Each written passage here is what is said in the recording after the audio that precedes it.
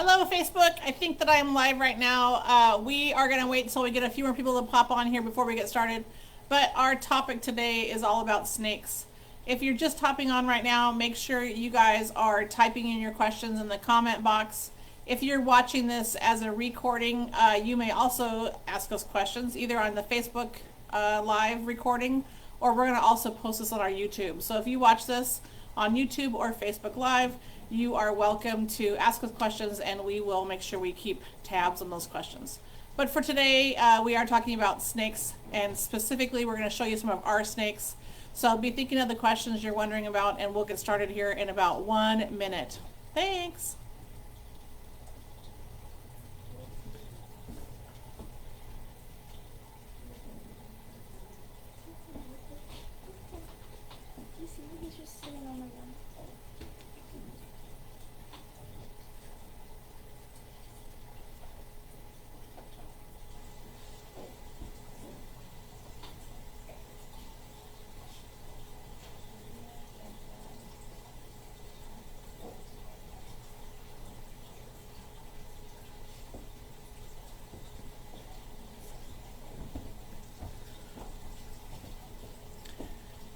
Okay, so we're going to get started. Some of you guys might already know this, but snakes and amphibians belong to a group of animals called Herpetofauna. Herpetofauna kind of sounds like herpetofauna. It's a group of animals that can regulate their temperature according to their environment. So if you can imagine, if you are sick at home and you take a thermometer and maybe you put it under your tongue or you put it on your forehead when you go to the doctor, it tells us that most of us humans' temperature is around 98.6 degrees. If you're sick, sometimes it can be 102 degrees, then you know you're really sick. So we humans always have the same temperature, but reptiles and amphibians temperature changes based on the air around them. I'm going to say hi to Evan and Dodge. Thanks for jumping on here, guys. We're glad to see you. Make sure that you guys are asking questions. We do have Lily and Tiffany who are taking care of the chat. So we're going to keep talking about this group of Herpetofauna. So reptiles and amphibians, they are vertebrae. So I think last week we talked about insects that have no backbones like you and I. They have an exoskeleton. So we have backbones. We're called a vertebrae. And so reptiles and amphibians are vertebrates. They're cold-blooded, meaning their temperature depends on what kind of ambient air around them. And they are covered in skin, like you and I, and they lay eggs. You and I don't lay eggs, but yeah, that's what a reptile and amphibian, this group of animals, are. Today we're going to talk mostly about snakes. I'm going to have Stella go to the next one. So there's that big fancy word, Herpetofauna. We'll go one more. And we did talk about how they are vertebrae. They have cold-blooded, and they also specifically breathe like you and I do. Snakes do. So we're going to go to the next slide. So snakes are a little bit different than amphibians. So you and I use lungs to breathe atmosphere air. Amphibians are a little bit different. They actually have, thank you. They're going to be throwing questions at me, so I might pause a couple times here. Snakes actually have scales, and amphibians actually have really moist skin. So amphibian actually means double life. So they start their life looking like one thing, and then they will change into something else. So if you can imagine a frog, you might see little toad pools swimming around in the water, and then eventually those frogs that use those tadpoles that use their gills to breathe, they will move on to land, and those gills will go away, and they'll have lungs like you and I. Amphibians have really moist skin, but today we're going to talk about snakes, and snakes do not have moist skin. Everyone thinks that snakes are slimy. They are not slimy at all. They actually have scales, kind of like a fish. If you ever touched a fish, they will lay leathery eggs, and they live away from water. And once again, they breathe like us, like we do. So they do like to eat other things. Maybe you guys can see the slide behind me. They are carnivores. They don't have eyelids. Like you and I can close our eyes when we sleep or blink. Snakes actually have no eyelid like that.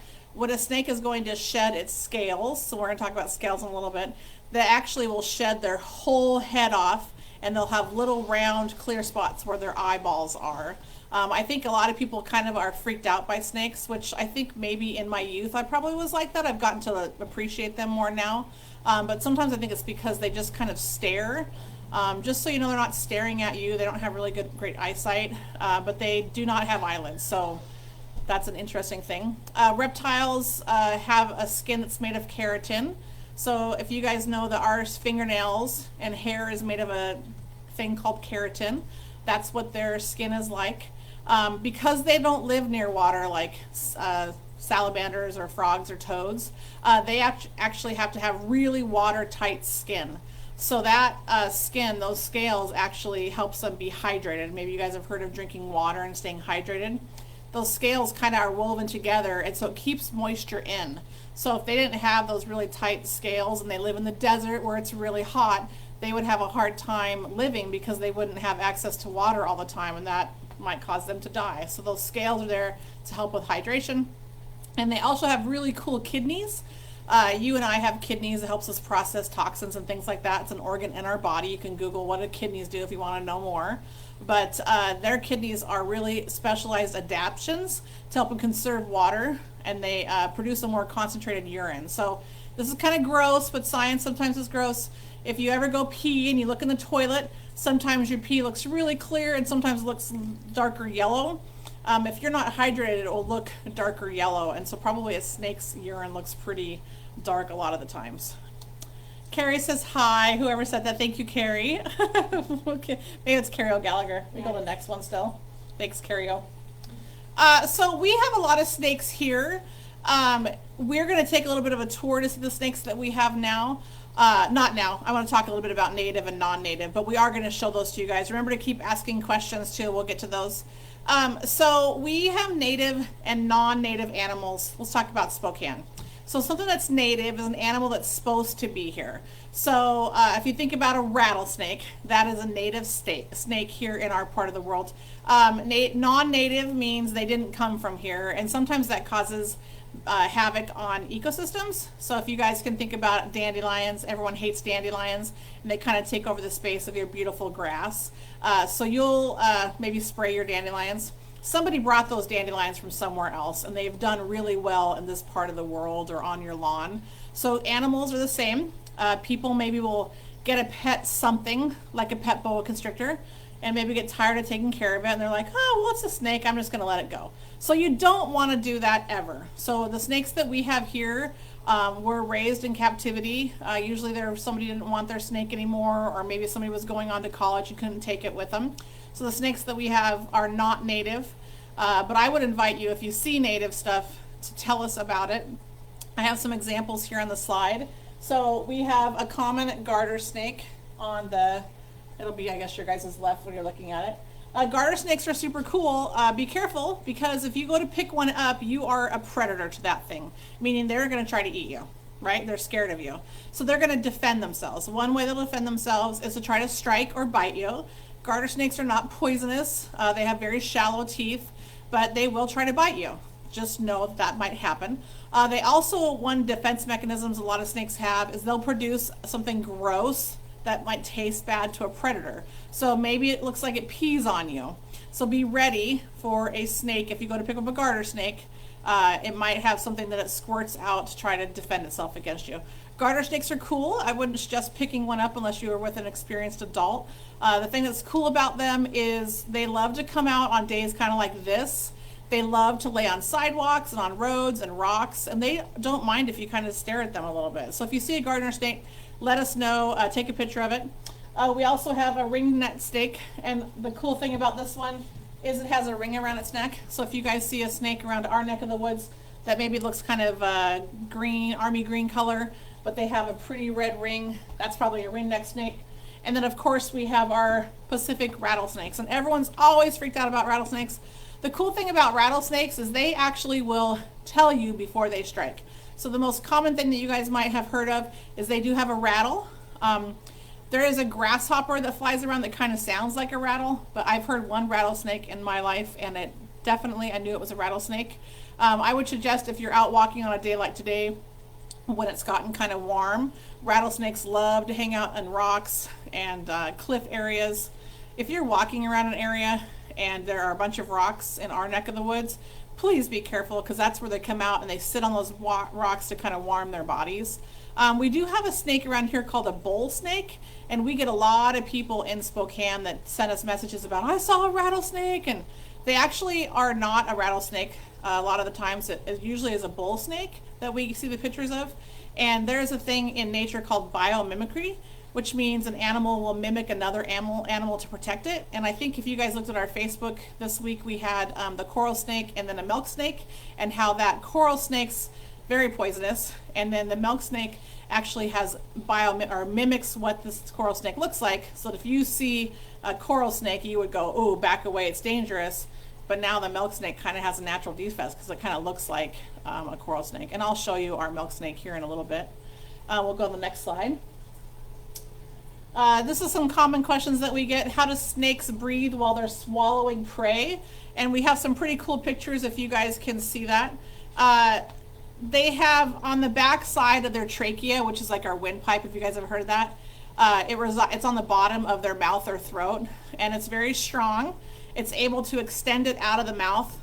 So beneath the prey, as they're swallowing it, they're able to extend that out and still keep breathing while they're digesting it. So you and I, our trachea is kind of back here. When we eat, it goes like that, but the snake actually has it underneath, so they can always constantly be breathing while they're eating, which is a really interesting question. How far can a snake open their mouth? If you guys watched our hoot show not too long ago, or our bird of prey, we talked about owls and can turn their head 270 degrees. Snakes can open their mouth about 150 degrees. So now let's see. Almost 3/4 of the way around. My math is bad. Maybe a little less than halfway around. 180 is halfway around. Whew. Okay. The next question. Can snakes see heat? So snakes actually don't have very good vision. They do use heat sensing to find their prey. They can detect a 0.01 difference change in temperature, which you and I would not notice that. Like it's big temperature changes that we're noticing. They can detect very, very slight temperature changes. These organs are kind of like their eyesight, and they use their sense of smell with their tongue to find their things they're trying to eat. And when we show you our snakes here in a second, you're going to see how they use their tongue to smell. But I'm going to show you guys this video real quick. I'm going to have Stella hit play on it. Hopefully we'll hear it. I didn't think about that. Maybe skip ad. Oh.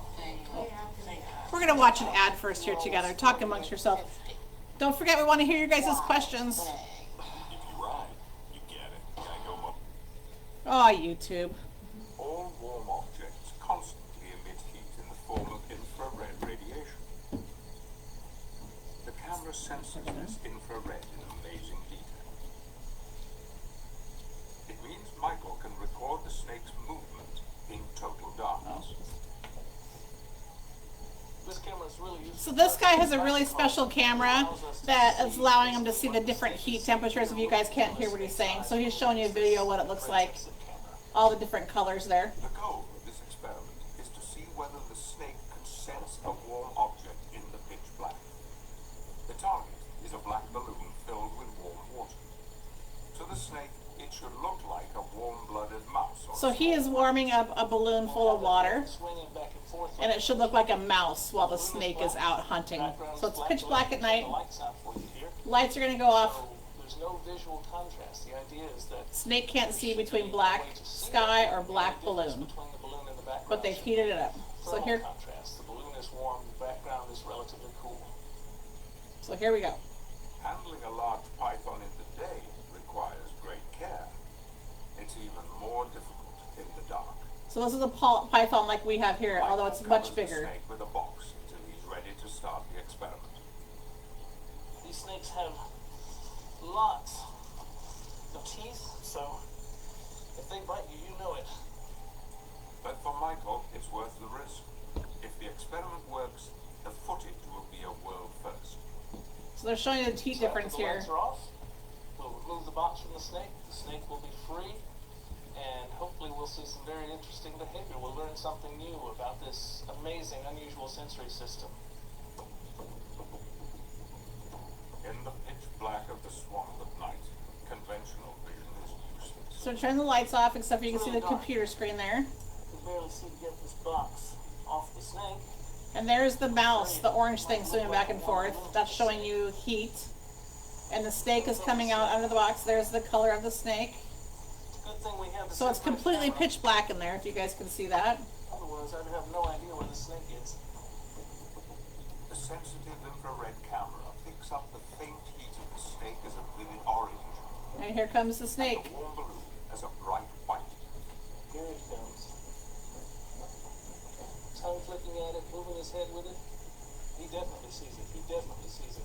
He's got eyes, but it is pitch black dark out here. So something else is telling him that that balloon is there. So we're going to pause it still. Absolutely dark. It cannot be using it. So we have a snake at our house, and we feed it frozen mice, and we actually will thaw them out in warm water. And the minute that snake senses that temperature difference, when we put the deceased mouse that we warmed up in warm water, he instantly knows that there's something different in his tank when we go to feed them. It's amazing. So I'm going to show you guys some of our snakes now. I mentioned Pox, our snake that mimics the coral snake, and you guys may have seen his picture this week. So Stella has Pox here. And so I'm going to try to hold Pox up. You might notice, if you've seen Pox here before, Pox actually is getting ready to shed. Remember how I mentioned before that they will shed their eyelids? And we know he is getting ready to shed because they get kind of dull colored. He's still shiny, but he's not as vivid red or white, and his eyelids get kind of cloudy. His red almost looks like maybe it has like a clear coat of a paint over it that looks kind of a purplish tint. I'm trying to see if that shows up. It's hard to do it. So you guys might notice his tongue. Remember, he's flicking his tongue. He's sensing temperature differences. Right now he's being kind of cold or still here. Yeah, there he goes. He's flicking now. It's really fun to try to hold a snake backwards on a camera. So Stella's going to take Pox back. So Pox actually has a humidifier and 2 swimming pools in his enclosure, and that allows us to give him lots of humidity. If you guys have ever gone over like to Seattle maybe, and notice your hair might get curlier, it's really wet in Seattle. They get a lot more rain than we do. We're more of a desert. And so Pox would normally live someplace warm, but maybe a little more humid, and so we give him a lot of humidity in his enclosure. I also have Lebowski here, right? Is it Lebowski? No, it's Alphys. Oh, we have Alphys. I lied. Alphys is like... Alphys is finishing instead. So, Alphys is a much bigger snake. You guys see how I had to get over my snake phobia a long time ago. So Alphys is a ball python. He actually is also shedding. Snakes will shed when it's they're growing. So if you guys can think about, your pants that you wore last school year when you went to put them on this year, maybe they were a little bit smaller. And so we just run out to the store usually or borrow our brothers and sisters' clothes. Snakes can't go to the store, so they have to actually shed their skin so they can grow. Is he showing up okay there, Lily? Yeah. And there is his tongue. I think these guys are beautiful snakes. They live in the jungle. Obviously, they wouldn't be naturally here around Spokane. I want to try to show you guys those heat receptors on the side of his mouth, but he's being naughty. Not naughty, he's just being... Can you guys see those holes? He's going the totally opposite way of the camera. He's very camera shy. So our snakes are handled a lot here. There are times that we will not handle them right after they have eaten. Usually when they're shedding, we're kind of doing a special for you guys today. If you try to handle them while they're shedding or right after they've eaten, they might be a little more defensive. We are also very careful about where we grab them. We don't just hurriedly grab them. We kind of gently, not sneak up on them, but just let them know they're here. We're here. But our snakes, because they're handled so much, know that we are not food. We are going to handle them. I'll have you take him. And I want to see if you guys can see his eyeballs. Oh, he's going to look right at you. No, that's good. There's those heat receptors. Maybe he can see the camera's receptors there. Those holes in the side of his mouth. And I'll have handle them to Tiffany. I want to show you guys what their skin looks like when they've shed. So I have a shed here. Is that showing up there? So that is his belly. It's kind of longer pieces. And then this is the back. And I think, is this from one of the boa constrictors? Or pox? Looks like boa constrictor size. So you guys can see those. And it's really very long. We know that we're doing a good job with their snake health if it sheds their whole shed like a sock. And if they start shedding patches, we know we need to add more moisture to it. So do we have any more questions out there, Lily? Not yet. Okay. There is a little delay. Okay. If you guys have any questions, if we don't get to your questions today, just know that we will be able to answer those at a later time. Next week, we're not 100% sure what our topic is, so if you guys have any suggestions, we would love to talk to you about it. But just remember, we always are here for you guys. Either reach out to us on Facebook, you can send us an email through our website, or even comment on a YouTube video. So we miss seeing you guys, but we're here to continue teaching you about the amazing world of animals and all the ecosystems they live in. And don't forget, Stella, thank you, to check out our YouTube page. It's Outdoor Learning Center on YouTube. If you're looking for crafts to do with your kids, or if you are a kid and want to do a craft, Stella has some cool videos on there. So have a great day, and we'll talk to you guys soon. Bye.